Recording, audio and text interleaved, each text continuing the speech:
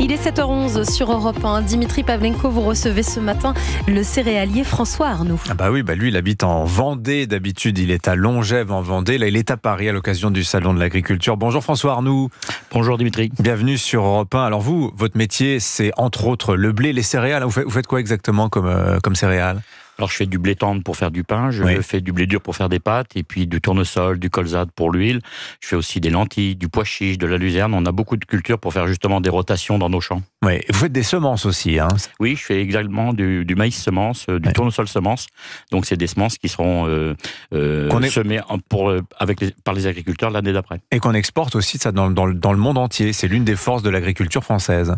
Alors tout à fait, c'est une filière d'excellence, tout simplement. Alors je le disais, vous êtes sur le salon de l'agriculture cette semaine, François Arnoux. Le Premier ministre Gabriel Attal est en train d'arriver sur place, il va prendre son petit déjeuner, il va visiter les stands. On a entendu à l'instant dans le journal de Christophe Lamère, il y a quelques minutes, que certains de vos collègues lui promettaient un accueil froid pour les uns, musclé pour les autres. Vous l'auriez face à vous, François Arnoux, le Premier ministre, là, vous lui diriez quoi ? Écoutez, j'espère que je vais pouvoir lui parler d'ailleurs dans la journée. Je lui dirais qu'il a fait des annonces qui nous portent quand même beaucoup d'espoir, parce qu'on a l'impression quand même d'être entendu sur pas mal de sujets. Sauf que maintenant, on attend les actes. Concrètement, et on pensait samedi que le président allait venir avec une valise pleine d'annonces en disant voilà, ça va. J'ai comme ça. Vous avez mis une valise pleine de billets là, mais non, c'est un peu ça quand même. Oui, évidemment, mais non, mais une valise avec dans la suite logique de ce que le Premier ministre avait annoncé, dire voilà, il y a des choses concrètes qui vont être faites, et en fait, il a un peu tout cassé, en fait, attendez, il fait deux annonces quand même importantes. Il annonce ces comités de suivi, ce recensement des agriculteurs en situation de trésorerie critique. On va en parler dans un instant. Et puis, il y a cette histoire de prix plancher. Cette annonce, ça n'est pas rien.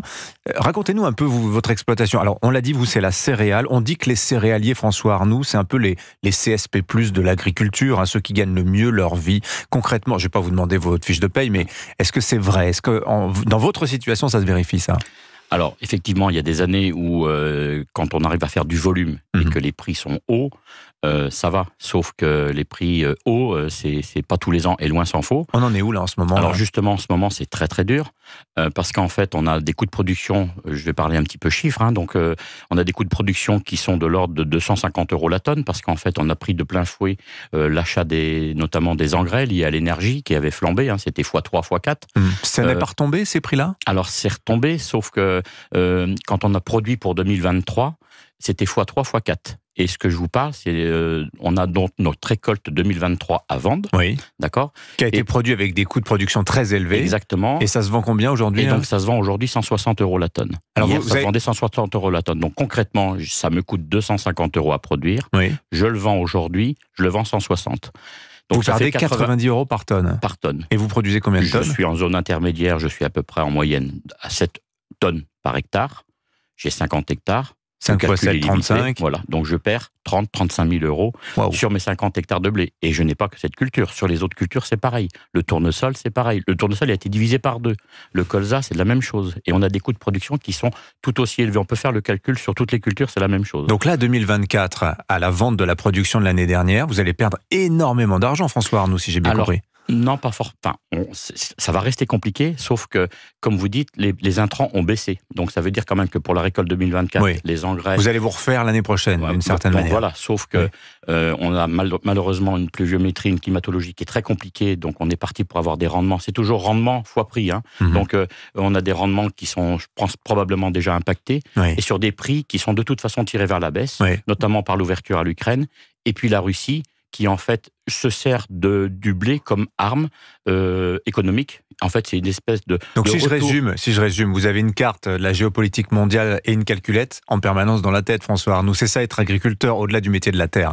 Exactement, et c'est surtout quand est-ce qu'on appuie sur le bouton pour vendre, parce qu'après on va me dire, pourquoi t'as pas vendu quand c'était cher à plus de 250 €. Oui, effectivement, pourquoi on n'a pas vendu ?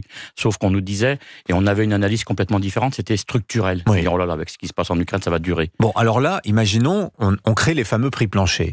Et on va vous dire, écoutez, le prix plancher, cette année, pour le blé, ça va être 300 € la tonne. C'est une super nouvelle pour vous. Vous allez gagner de l'argent. Oui, sauf que ça sera pas possible de mettre 300 € la tonne parce que, en fait, pourquoi 300? Ça sera plutôt un prix qui sera tiré vers le bas. Alors, évidemment, un prix plancher, par définition, ça peut pas être un prix haut.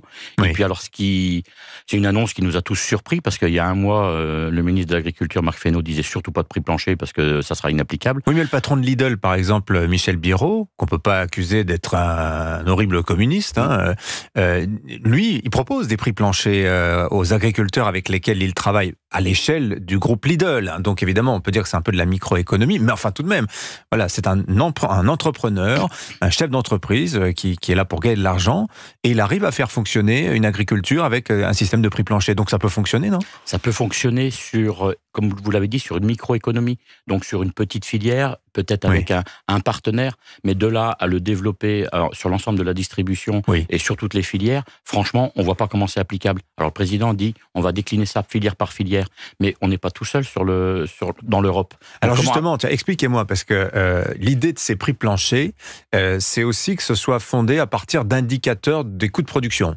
On va demander à chaque filière, donc le bovin, vous par exemple le blé, de dire voilà combien ça coûte de produire du blé quand on est en France. Ces indicateurs, normalement, ils sont prévus dans la loi Egalim de 2021. Ils n'existent toujours pas. Comment ça se fait?